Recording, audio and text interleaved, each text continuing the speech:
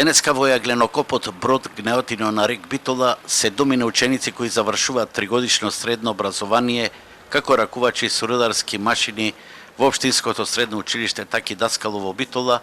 При практичната обука остануваат со надеж дека ќе бидат вработени. Меѓу нив имаше само една девојка која учи 4 години за рударски техничар. Што знам, и јас како и од помал ги сакав овие машини, и веќе сега ми исполната желбата. Па добро, се снаоѓам, мислам.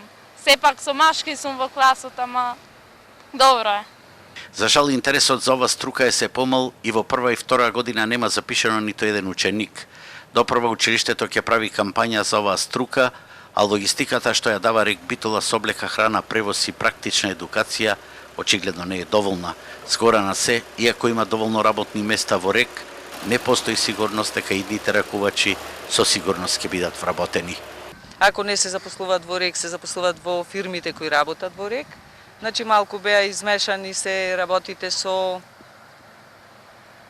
статутот, со примањето на кадар, законите, нешто треба да се смени, а инаку точно колку што завршуваат има потреба да се запослат во рек. Малиот интерес за ракувачи со рударски машини има и еколошко-здравствени аспекти, бидејќи термоелектраните и јагленокопите се најголеми аерозагадувачи, опасни по здравието.